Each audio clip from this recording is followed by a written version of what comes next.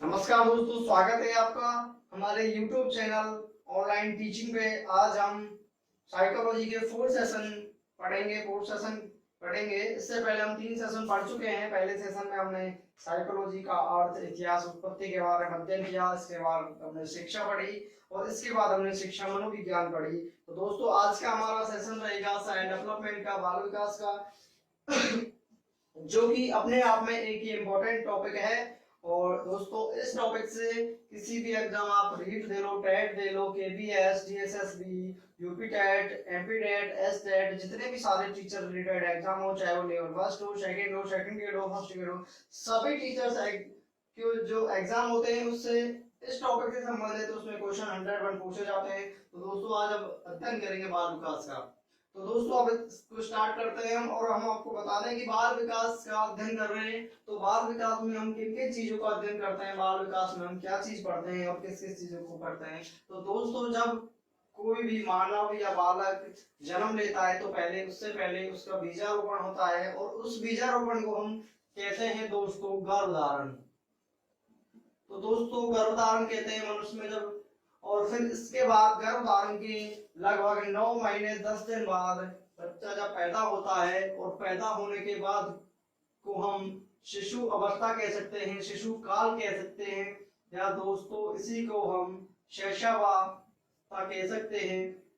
और जब शैशव अवस्था समाप्त हो जाती है तो दोस्तों इसके बाद बाल्यावस्था आती है। और साथियों, जब बाल्य अवस्था समाप्त हो जाती है, बाल्य अवस्था के बाद में आती है किशोरा अवस्था। दोस्तों, किशोरा अवस्था की उम्र लगभग 18 वर्ष पूर्ण होने तक माना है। दोस्तों, हम जानते हैं कि गर्भधारण 0 से लेकर 18 किशोर अवस्था के अंत तक, या कह सकते हैं हम प्रौढ़ अवस्था के प्रारंभ। दोस्तों, 0 से लेकर 18 वर्ष तक के अंत, या गर्भधारण से लेकर किशोरा अवस्था के अंत तक, या प्रौढ़ अवस्था के प्रारंभ तक के जो अध्ययन किया जाता है, इस काल का जो अध्ययन किया जाता है, इस काल में जितने भी स्टेज हैं, जितने भी अवस्थाएं हैं, इनका अध्ययन किया जाता है। तो दोस्तों, इसी को कहते हैं हम बाल विकास। बाल विकास के अंदर इसी का अंतर्गत अध्ययन किया जाता है गर्भधारण से लेकर किशोरा अवस्था के अंत तक, या प्रौढ़ावस्था के प्रारंभ तक। तो दोस्तों, ये बात हो गई कि इसके अंतर्गत किस आयु का और किसका अध्ययन किया जाता है। तो दोस्तों, हम थोड़ा सा इसके इतिहास के बारे में चर्चा कर लेते हैं कि इसका क्या इतिहास रहा है। दोस्तों, सबसे पहले बात करते हैं कि बाल विकास की परिभाषा की। तो दोस्तों, एक विद्वान हुए थे उनका नाम था बर्क।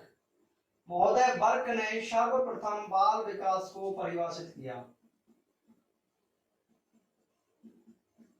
दोस्तों, महोदय बर्क ने सर्वप्रथम बाल विकास को परिभाषित किया, बाल विकास की परिभाषा दी। और इसके आगे हम बात करें दोस्तों, एक कॉमेनियस नामक विद्वान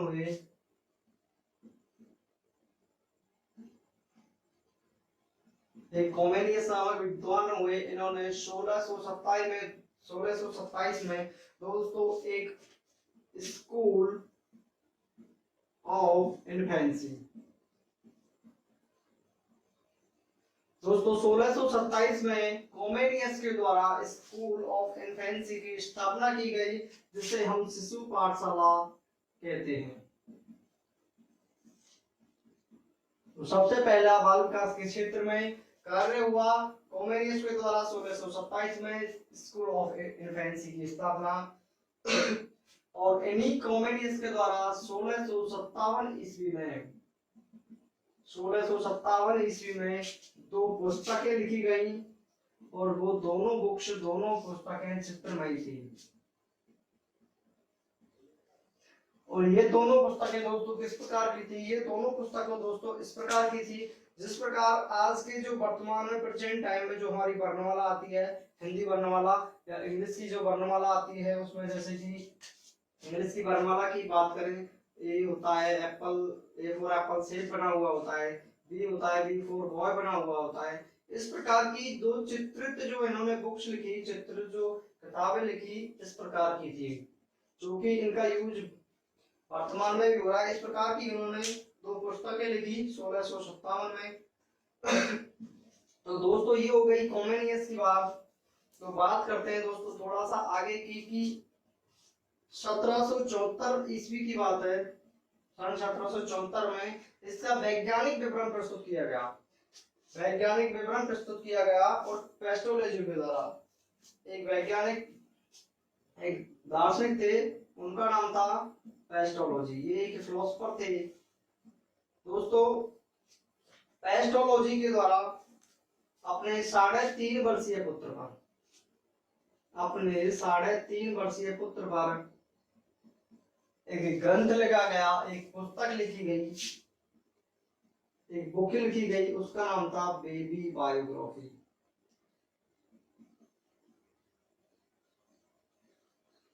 तो दोस्तों 1774 ईस्वी में पेस्टोलॉजी ने एक पुस्तक लिखी, अपने 3.5 वर्षीय पुत्र के उसका अध्ययन किया और उसके अध्ययन करके इन्होंने एक पुस्तक लिखी बेबी बायोग्राफी। और पेस्टोलॉजी के द्वारा बाल विकास का पहली बार वैज्ञानिक विवरण दिया गया, वैज्ञानिक प्रस्तुतिकरण दिया गया पहली बार पेस्टोलॉजी के द्वारा। यदि क्वेश्चन आता है कि बाल विकास का सर्वप्रथम वैज्ञानिक विवरण किसने दिया, तो उत्तर होगा पेस्टोलॉजी। तो ये हो गई दोस्तों थोड़े से इसकी इतिहास की बात कि पेस्टोलॉजी के द्वारा इसका विवरण दिया गया। और एक लाइन और आती है दोस्तों कि सन 1893, बात है सन 1893 की। एक मनोवैज्ञानिक थे, उनका नाम था स्टैनली हॉल। स्टैनली हॉल दोस्तों वैज्ञानिक थे, मनोवैज्ञानिक थे, इनका नाम था स्टैनली हॉल। इनके द्वारा बाल विकास आंदोलन की शुरुआत की गई। बाल विकास आंदोलन की शुरुआत की गई। तो दोस्तों स्टैनली हॉल के द्वारा, महोदय स्टैनली हॉल के द्वारा बाल विकास आंदोलन की शुरुआत की गई और इन्हीं के द्वारा बाल अध्ययन सोसाइटी की स्थापना की गई। इसी कारण से इन्होंने बाल विकास आंदोलन की स्थापना की थी। इसी कारण से स्टैनली हॉल को बाल विकास आंदोलन का जनक कहते हैं।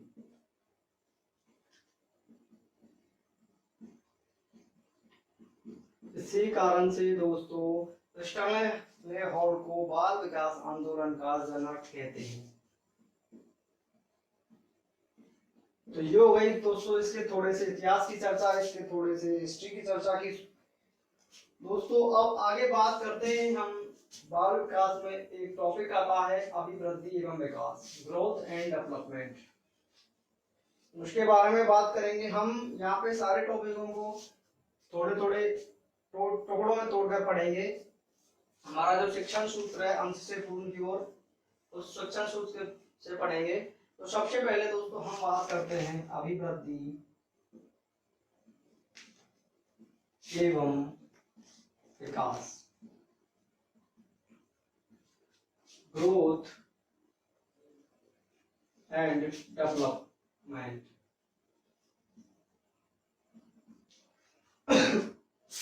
ये दोस्तों ज्यादातर लोग अभिवृद्धि एवं विकास को एक ही मानते हैं, इसका तात्पर्य एक ही लगाते हैं, कहते हैं कि अभिवृद्धि और विकास एक ही है। वृद्धि का अर्थ बढ़ना होता है और विकास का अर्थ भी बढ़ना होता है। तो साथियों ये अभिवृद्धि और विकास, ग्रोथ एंड डेवलपमेंट दोनों चीजें अलग अलग हैं।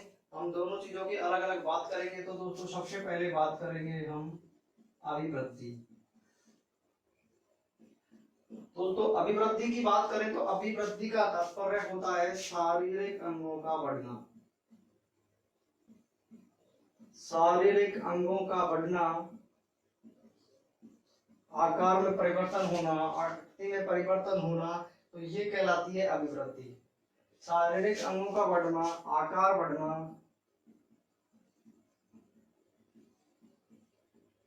उदाहरण के तौर पे बात करें तो उदाहरण लिख सकते हैं बालों का बढ़ना, बाल नाखूनों का बढ़ना। और दोस्तों अभिवृद्धि की बात करेंगे। अभिवृद्धि होती है हमारे बाह्य स्वरूप में परिवर्तन होना। लेकिन दोस्तों एक क्वेश्चन आता है कि मस्तिष्क का या फिर मस्तिष्क के भार में वृद्धि, ये भी अभिवृद्धि में माना जाता है। और अभिवृद्धि बाह्य होती है क्योंकि इसमें परिवर्तन होते हैं, उनको देखा जा सकता है, नाप सकते हैं, तोल सकते हैं। तो अभिवृद्धि को कह सकते हैं कि ऐसे शारीरिक परिवर्तन जिसे हम देख सकते हैं, नाप सकते हैं, तोल सकते हैं। तो ऐसे शारीरिक परिवर्तनों को हम अभिवृद्धि या फिर ग्रोथ कहते हैं। ये हो गई अभिवृद्धि की बात। और अभिवृद्धि की एक कोटेशन की बात कर लेते हैं, एक परिभाषा की बात कर लेते हैं। दोस्तों अभिवृद्धि से मेरा तात्पर्य, अभिवृद्धि से मेरा तात्पर्य, अभिवृद्धि से मेरा तात्पर्य शरीर के अंगों के विकास से है। अभिवृद्धि से मेरा तात्पर्य शरीर के अंगों के विकास से है, जिन्हें या जिसे मापा व तोला जा सकता है।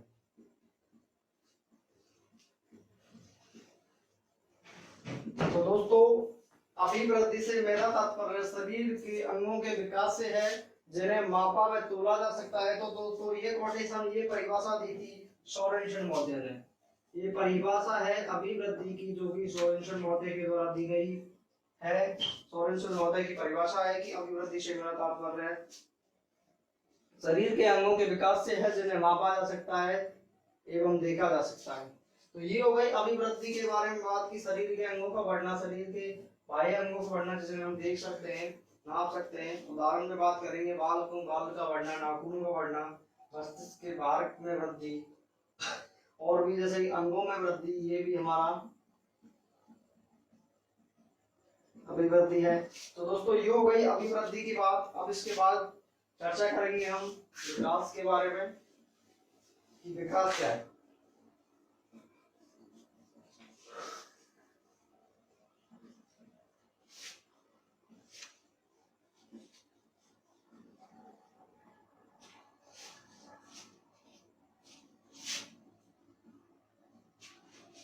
विकास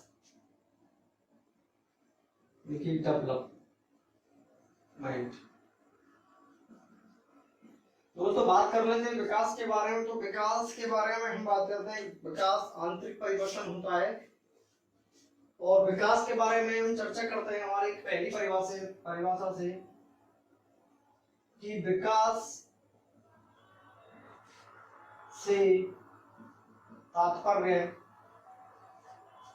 मानव में नवीन गुणों, विकास से तात्पर्य मानव में नवीन गुणों एवं नवीन क्षमताओं के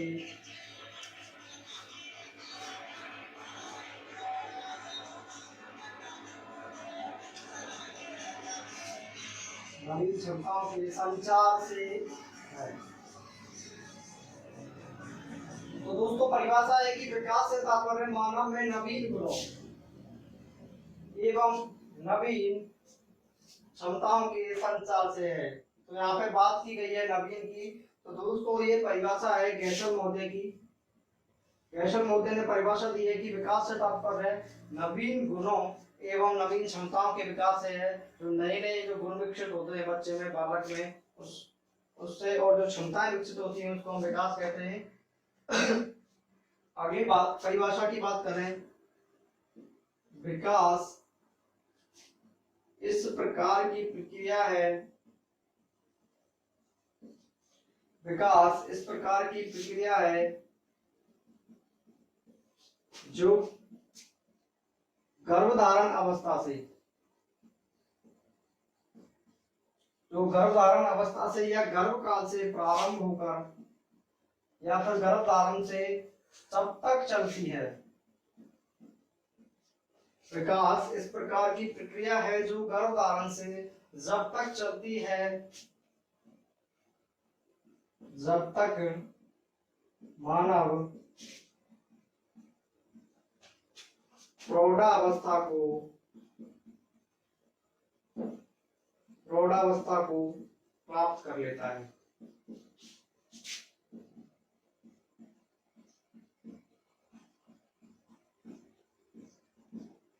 तो दोस्तों ये परिभाषा है, विकास इस प्रकार की प्रक्रिया है जो गर्भधारण से या गर्भकाल से जब तक चलती है, जब तक मानव प्रौढ़ावस्था को प्राप्त कर लेता है। तो दोस्तों ये परिभाषा है मुनरो मादे की, ये परिभाषा दी है मुनरो ने। तो मुनरो की परिभाषा है दोस्तों, विकास इस प्रकार की प्रक्रिया है जो गर्भधारण से जब तक चलती है, जब तक वह विकास प्रौढ़ावस्था को प्राप्त कर लेता है, बालक प्रौढ़ावस्था को प्राप्त कर लेता है, तब तक ये प्रक्रिया है। तो ये परिभाषा है दोस्तों मुनरो की। और एक अगली परिभाषा के बारे में हम बात कर रहे हैं, इसको बता रहा हूँ यहाँ से थोड़ा सा।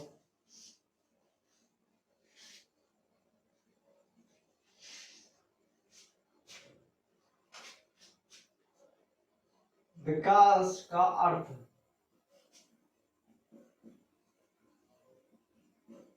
विकास का अर्थ इस प्रकार से लगाया जा सकता है या इस प्रकार से लगाया जा सकता है,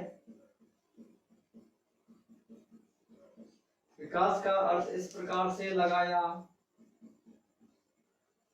जा सकता है कि मानव विकास प्रारंभ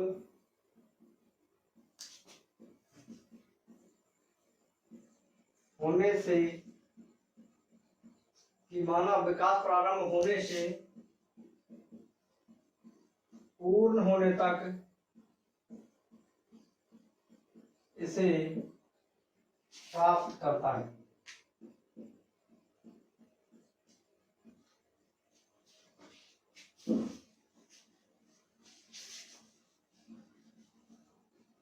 दोस्तों एक परिभाषा है कि विकास का अर्थ इस प्रकार से लगाया जा सकता है या विकास का अर्थ ऐसे लगाया जा सकता है कि मानव विकास प्रारंभ होने से जब तक उसे पूर्ण करता है तब तक प्राप्त करता है, पूर्ण होने तक इसे प्राप्त करता है। दोस्तों ये इसमें ये शब्द पकड़ने हैं हमें, परिभाषा कैसे भी अर्थ घुमा फिरा के आ सकती है कि विकास का तात्पर्य इससे है, विकास इस प्रकार की प्रक्रिया है।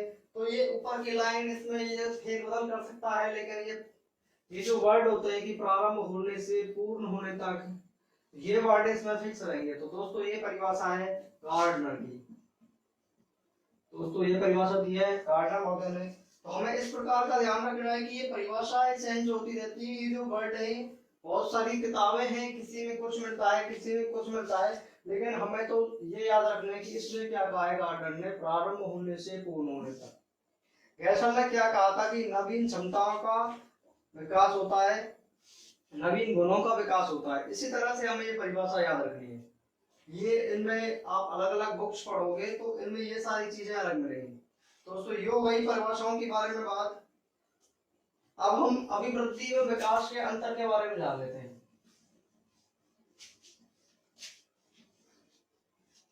कि अभिवृद्धि एवं विकास में अंतर, इधर अभिवृद्धि एवं विकास में अंतर जानने से पहले हम एक श्रीमती हरलॉक महोदया का कथन है, उस कथन के ऊपर विचार करते हैं। हरलॉक महोदया ने कहा था कि अभिवृद्धि मात्रात्मक होती है जबकि विकास गुणात्मक होता है। हरलॉक महोदया ने कहा था कि अभिवृद्धि, साथियों हरलॉक महोदया ने कहा था कि अभिवृद्धि मात्रात्मक होती है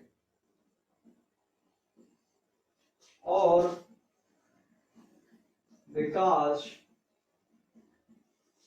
गुणात्मक होता है। अभिवृद्धि मात्रात्मक होती है और विकास गुणात्मक होता है। ये कथन है हरलॉक महोदय का। दोस्तों ये कथन होते हैं, इनमें इनकी विशेषताएं छुपी होती है। तो उन्होंने अभिवृद्धि को कह दिया मात्रात्मक और साथियों उन्होंने विकास को कह दिया गुणात्मक। तो पहला अंतर तो हमें सबसे पहले यही मिल गया इनकी कथन से, इनकी परिभाषा से, कि अभिवृद्धि होती है वो होती है मात्रात्मक और विकास होता है वो होता है गुणात्मक। तो मात्रा का संबंध हम संख्या से लगाते हैं, तो इसको हम संख्यात्मक भी कह सकते हैं, इसको संख्या से भी इंगित कर सकते हैं, और इसको हम गुण से भी लिख सकते हैं कि ये गुण होता है। तो दोस्तों अब इसकी हम यहाँ पे लिख लेते हैं ऊपर अभिवृद्धि,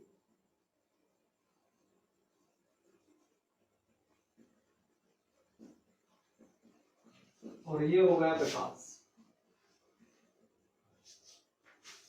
दोस्तों ये इधर हो जाएगी अभिवृद्धि और ये हो जाएगा विकास। अब इसकी चर्चा करते हैं कि अभिवृद्धि क्या होती है और विकास क्या होता है, हमें अंतर की बात करते हैं।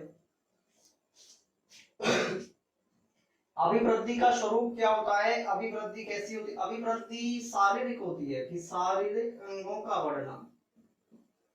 दोस्तों अभिवृद्धि शारीरिक होती है और अभिवृद्धि शारीरिक पक्ष से संबंधित होती है। दोस्तों विकास की बात करें तो विकास सभी पक्षों से संबंधित होता है, जैसे कि हम सामाजिक विकास,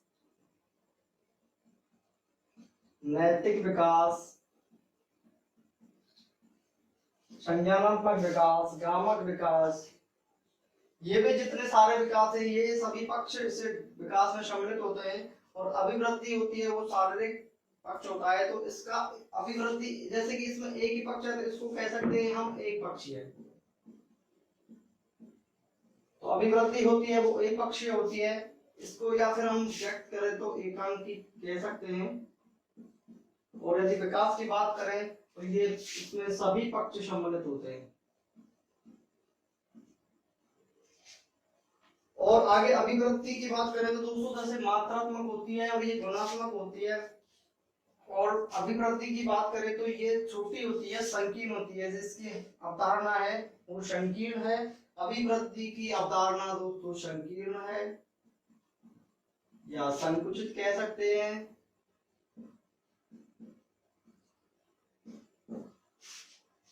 और विकास की जो अवधारणा होती है वो व्यापक होती है। दोस्तों अभिवृद्धि की जो अवधारणा होती है जो संकीर्ण होती है और विकास की अवधारणा होती है जो व्यापक होती है। और दोस्तों आगे की जो हम बात करें कि अभिवृद्धि की दिशा निश्चित नहीं होती।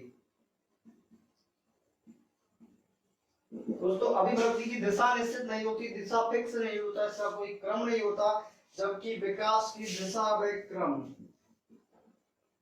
दोनों फिक्स होते हैं, दोनों निश्चित होते हैं। जैसे हम विकास की दिशा व क्रम की बात करें तो पहले बच्चा रेंगता है, फिर उसके बाद घुटमन चलता है, फिर बैठता है। यदि हम उसके चलने की बात करें तो फिर बच्चा किसी वस्तु के सहारे चलता है, किसी चीज को पकड़कर चलता है, फिर धीरे धीरे चलना स्टार्ट करता है, फिर वो दौड़ने लग जाता है। तो इसका एक फिक्स क्रम है कि पहले रेंगेगा, फिर बैठेगा, किसी वस्तु के सहारे पकड़ेगा और फिर धीरे धीरे चलेगा। तो ये उसका फिक्स क्रम हो गया। ऐसा नहीं कि बच्चा सीधा ही रेंग रहा है, ऐसे धीरे धीरे रेंग रहा है और सीधा ही दौड़ने लग जाए, सीधा ही चल रहा हो। तो विकास का एक क्रम होता है, विकास की दिशा होती है।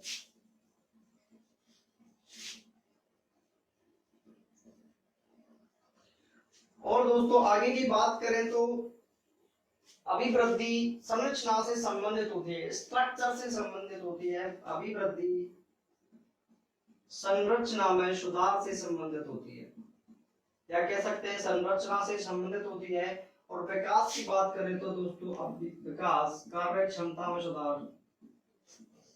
जैसे कि हम बात करें कि कोई बच्चा है छोटा, वो शुरू में 1 केजी वस्तु ले जाता है, 1 केजी माल को उठा पाता है, कोई भी 1 केजी की वस्तु उठा पाता है।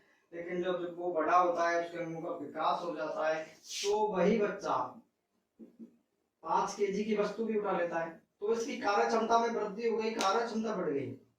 और वृद्धि की बात करें तो इसकी स्ट्रक्चर बढ़ गई, उसके हाथ पैरों की लंबाई, उसके धड़ की लंबाई, उसकी शरीर की लंबाई, विभिन्न अंगों की लंबाई बढ़ गई। तो ये संरचना में सुधार, स्ट्रक्चर में, और ये कार्य क्षमता में सुधार से संबंधित है। तो दोस्तों ये हो गई कुछ अभिवृद्धि और विकास के बारे में चर्चा। ये इनमें क्या क्या अंतर है बात करें तो सबसे पहले अभिवृद्धि मात्रात्मक होती है और ये गुणात्मक होता है। मात्रात्मक होती है तो ये संख्या से व्यक्त कर सकते हैं और इसको हम माप सकते हैं, मापा तोला जा सकता है। और दोस्तों बात करें विकास हरलोक महोदय के कथन के बारे में तो ये गुणात्मक और मात्रात्मक दोनों होती है। विकास गुणात्मक होता है, अभिवृद्धि मात्रात्मक होती है। और दोस्तों इसके बात करें कि स्वरूप की, अभिवृद्धि का स्वरूप आप सब जानते हैं कि शरीर के अंग बढ़ रहे हैं, हाथ की लंबाई बढ़ रही है, पैर की लंबाई बढ़ रही है, धड़ की लंबाई बढ़ रही है, तो इन्हें हम देख सकते हैं, इन्हें माप सकते हैं, तोल सकते हैं। तो इसका स्वरूप दोस्तों बात करें तो बाह्य होता है। और दोस्तों विकास के स्वरूप की बात करें तो विकास का स्वरूप बाह्य और आंतरिक दोनों होता है।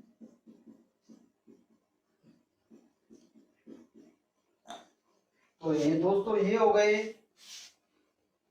अभिवृद्धि और विकास में अंतर। थोड़े से ये शारीरिक पक्ष से संबंधित होती है, ऐच्छिक पक्ष से संबंधित होती है, तो इसको हम एकांकी कह सकते हैं। और ये संकीर्ण होती है, संकुचित अवधारणा होती है। और ये विकास व्यापक होता है, व्यापक अवधारणा है और इसमें सभी पक्ष संबंधित होते हैं। यदि दिशा और क्रम की बात करें तो दोस्तों अभिवृद्धि की दिशा और क्रम निर्धारित नहीं होते, फिक्स नहीं होते। और विकास की बात करें तो विकास की दिशा और क्रम फिक्स होते हैं, निश्चित होते हैं। अभिवृद्धि स्ट्रक्चर में सुधार से संबंधित है, जबकि विकास डेवलपमेंट कार्य क्षमता में सुधार से संबंधित है। और आप जैसा कि आप जानते हैं कि अभिवृद्धि का स्वरूप बाह्य होता है और इसका स्वरूप बाह्य प्लस आंतरिक होता है। तो दोस्तों ये तो हो गई इसके अभिवृद्धि और विकास के बारे में कुछ चर्चा, इनके बारे में अंतर। ये तो थोड़ा सा इनके बारे में अंतर हो गया। और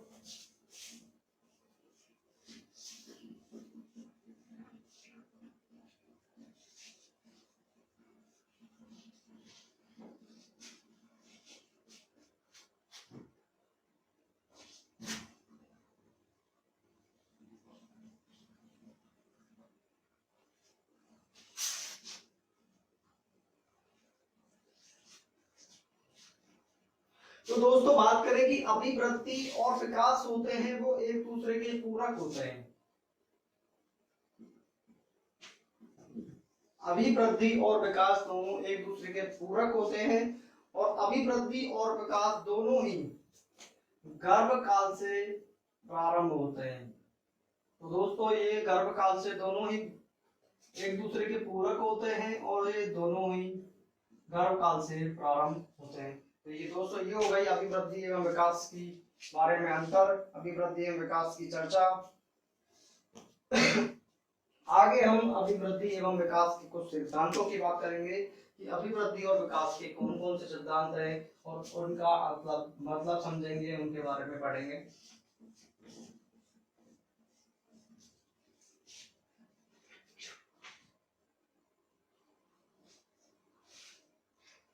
दोस्तों पहले बात करते हैं हम अभिवृद्धि के सिद्धांत की। पहला सिद्धांत है दोस्तों समान प्रतिमान का सिद्धांत। दोस्तों समान प्रतिमान का सिद्धांत है पहला सिद्धांत, समान प्रतिमान का सिद्धांत।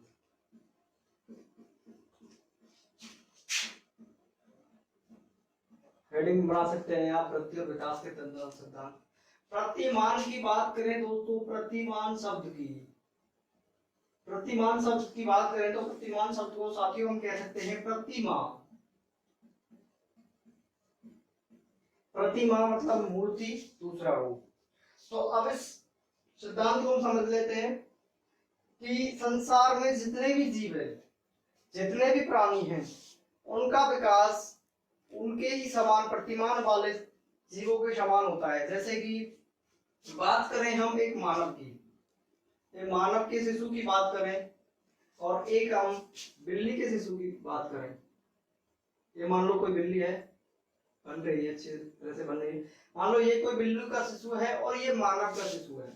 तो दोस्तों समस्त मानव शिशु इसी तरह का विकास करेंगे जिस तरह का एक मानव शिशु का विकास होगा। जैसे कि और समस्त बिल्ली के शिशु, बिल्ली के छोटे बच्चे उसी तरह, उनका विकास उसी तरह से होगा जितनी भी सारे बिल्लियों के विकासों का होगा, इनका क्रम वही होगा। जैसे कि मान लो ये मानव का शिशु पहले इतना था, अब ये इसका 1 साल बाद ये इतना हो गया। और अब यदि बिल्ली के शिशु की बात करें तो बिल्ली का शिशु मान लीजिए पहले इतना था और 1 साल बाद वो इतना भी हो गया। तो बात करते हैं कि इनका जो विकास है मानव शिशु का, वो इस सभी मानव शिशु का इसी प्रकार से होगा। इसका मतलब हो गया कि समान प्रतिमान का सिद्धांत का मतलब है कि जितने भी प्राणी हैं उनके विकास अपनी ही प्रजाति के समान होता है।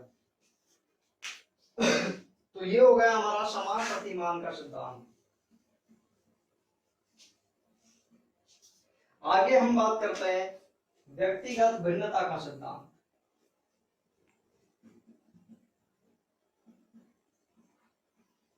व्यक्तिगत भिन्नता का सिद्धांत दोस्तों इसे कहीं कहीं विभिन्नता का सिद्धांत भी कह सकते हैं।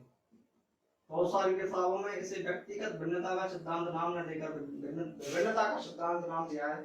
तो इसके बात करते हैं कि व्यक्तिगत भिन्नता, हम जानते हैं कि इस पृथ्वी पर जितने भी मानव हैं सभी मानवों की जो दर है, विकास की जो दर है, जो डेवलपमेंट की जो रेट है, वो सभी की अलग अलग है। 2 बच्चे हैं, मान लीजिए 2 शिशु हैं, 2 शिशु के चाहे वो 2 जुड़वा भाई हो, इस संसार में कोई भी 2 शिशुओं की विकास दर एक जैसी नहीं हो सकती। हो सकता है कि इस शिशु का पहले मानसिक विकास जल्दी हुआ हो और इसका शारीरिक विकास लेट हुआ हो। हो सकता है कि इस शिशु का शारीरिक विकास जल्दी हुआ हो, इसका मानसिक विकास पहले हुआ, ये मानसिक विकास में तीव्र है और शारीरिक विकास में कमजोर है, ये शारीरिक विकास में तीव्र है और मानसिक विकास में कमजोर है। तो इस प्रकार से हम समझ सकते हैं कि मानव, जितने भी मानव शिशु हैं, मानव जो बालक मानव हैं, उनकी विकास की जो रेट है, डेवलपमेंट की जो रेट है, वो सभी में अलग अलग पाई जाती है।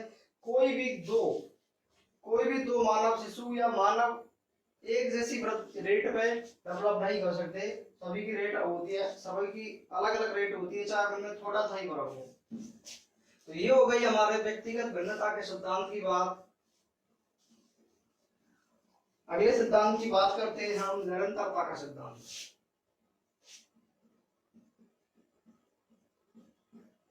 दोस्तों निरंतरता के सिद्धांत के बारे में हम बात करें तो इसका मतलब निरंतरता मतलब कंटिन्यूअस। जो मानव का विकास है, जो गर्भ धारण से स्टार्ट होकर मृत्यु पर्यंत तक चलता है, यानी कि निरंतर चलता रहता है, कंटिन्यूअस चलता रहता है, सतत रूप से चलता रहता है, लगातार चलता है, यानी कहीं भी उसमें विराम नहीं होता, ये जो विकास है हमेशा चलता रहता है। ये हो गया निरंतरता का सिद्धांत। अगले सिद्धांत की बात करते हैं हम सामान्य से विशिष्ट की ओर।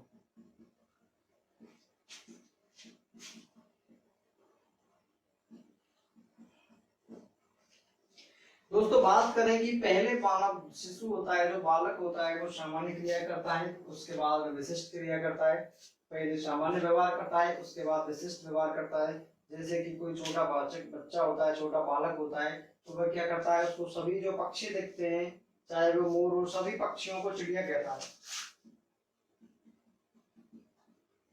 सभी पक्षियों को चिड़िया कहता है। लेकिन जब जब धीरे धीरे उसका मानसिक विकास होता है, उसे पता लगता है कि चिड़िया एक विशेष पक्षी का नाम है, तो फिर उसका वो व्यवहार विशिष्ट हो जाता है। पहले तो वो सभी पक्षियों को चिड़िया कह रहा था, तो ये तो उसका सामान्य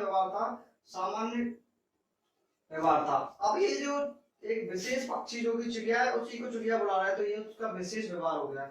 उसी प्रकार से यदि बात करें हम, जब बच्चा बोलना सीखता है तो पहले धीरे धीरे शब्द बोलता है, दा, माँ, पा, ना, तो ये क्या हो गया, इसके सामान्य शब्द हो गए। फिर इनको मिला के बाद धीरे धीरे शब्द बोलने लगता है, तो इसका एक विशिष्ट व्यवहार होता है। और इसका हम सीधा सा उदाहरण दें कि जिस प्रकार से जब बालक होता है तो सबसे पहले वो, हम उसको कोई भी वस्तु पकड़ा दें, मान लो हम इसको मारकर ही पकड़ा रहे, तो वो उसे ऐसे ऐसे पूरे हाथ से पकड़ेगा।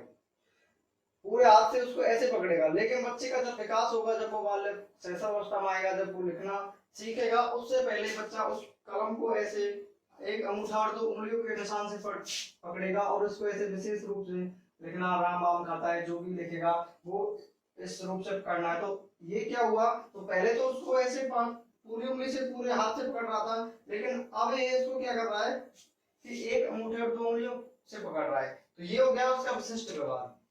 तो इसको कहते हैं सामान्य से विशिष्ट की ओर। तो ये आपका चौथा सिद्धांत है, सामान्य से विशिष्ट की ओर। अगले सिद्धांत की हम बात करते हैं कि चक्राकार या वर्तुलाकार दिशा सिद्धांत। चक्राकार या वर्तुलाकार। दोस्तों बात करें हम बालक के विकास की, बात करें हम बालक के विकास की, तो बालक का विकास रेखीय नहीं होता, ऐसे नहीं होता कि एक रेखा में ऐसे ऐसे सीधा सीधा सीधा सीधा भाई बच्चे का विकास हो रहा है, बल्कि बालक का विकास चक्राकार रूप में, ऐसे यहां से स्टार्ट हुआ, वर्तुलाकार रूप में होता है। तो ये हो गया इसका विकास। जैसे कि बच्चा कोई भी विकास है, पहले यहाँ पे था और फिर यहाँ से यहाँ पहुंच गया, तो फिर उसको विकास में थोड़ी कमी आई, विकास में थोड़ा सा ह्रास हुआ, फिर ऐसे फिर वापस उसी स्तर पर पहुंच गए। तो हम कह सकते हैं कि बच्चे का विकास होता है वो चक्राकार होता है, वर्तुलाकार होता है। और अगले सिद्धांत की बात करते हैं। इसका अगला सिद्धांत है निकट से दूर का सिद्धांत।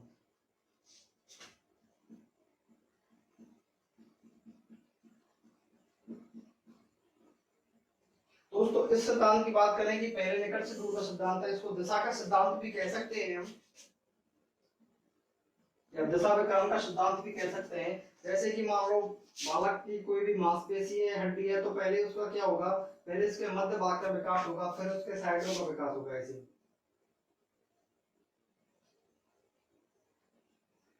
यानी कि पहले उसके निकट वाले पोर्शन का, निकट वाले जो नजदीक वाला हिस्सा है, जो उसके पास वाला हिस्सा है, पहले इसका विकास होगा और फिर इसके जो दूर वाला हिस्सा है तो इसका विकास होगा। तो इसके आधार पर हम कह सकते हैं कि निकट से दूर का सिद्धांत ये होगा हमारा छठवां सिद्धांत। और इसके अगले सिद्धांतों की जो बात करें, इसके 2 सिद्धांत और बच रहे हैं अभी।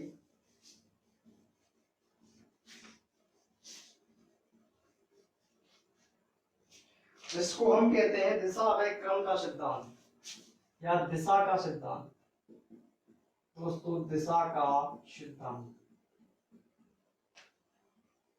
दोस्तों इस सिद्धांत की बात करें तो हम इस सिद्धांत को 2 भागों में डिवाइड कर सकते हैं। पहला होता है प्रॉक्सिमो डिजिटल, प्रॉक्सिमो डिजिटल, और दूसरे सिद्धांत का नाम है सिफेराडोकल।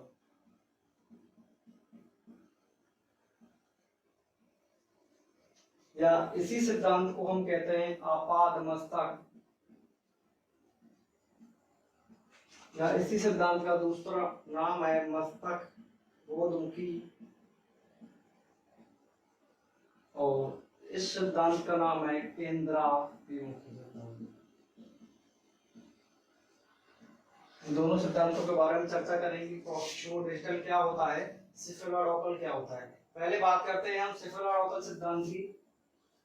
इस सिफेराडोकल सिद्धांत का मतलब है कि बच्चे का विकास, बालक का विकास सिर से पैर की तरफ होता है।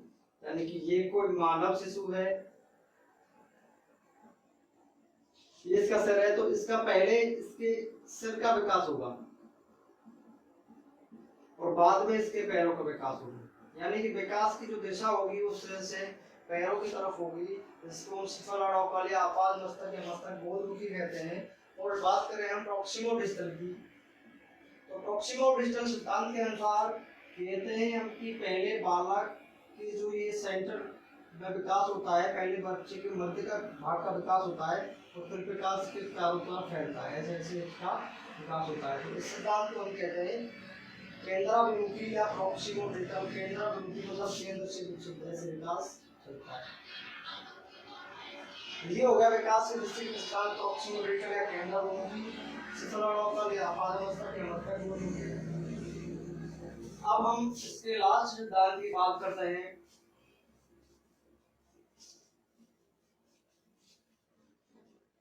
कि दोस्तों वंशानुक्रम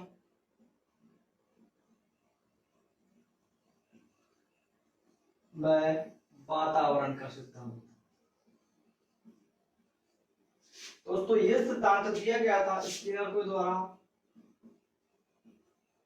कि बालक की अभिवृद्धि एवं विकास, बालक की ग्रोथ एंड डेवलपमेंट को वंशानुक्रम प्रभावित करता है और वातावरण भी प्रभावित करता है। ये दोनों इफेक्ट करते हैं बालक के डेवलपमेंट को। तो ये सिद्धांत दिया था स्किनर ने। और दोस्तों वंशानुक्रम एवं वातावरण ये हमारा एक स्पेशल टॉपिक है, अलग से इसको टॉपिक है, तो इसका हम अलग से अध्ययन करेंगे। आप हम इसी को इसको इतना ही जान लेते हैं कि ये भी एक सिद्धांत है जिसको दिया था स्किनर ने कि वंशानुक्रम और वातावरण दोनों बालक के इफेक्ट करते हैं। दोस्तों अब बात करते हैं हम वंशानुक्रम को प्रभावित करने वाले कारकों की। सॉरी, वंशानुक्रम के बारे में तो हम बाद में अध्ययन करेंगे। वंशानुक्रम और वातावरण की एक स्पेशल क्लास होगी, हालांकि ये चाइल्ड डेवलपमेंट बाल विकास का ही पार्ट है, इसकी एक अलग से क्लास होगी। तो हम इस सेशन को यहीं पे खत्म करते हैं और इसके बाद में अगला नेक्स्ट सेशन होगा। तो इसी के साथ मैं आपको धन्यवाद देना चाहता हूँ।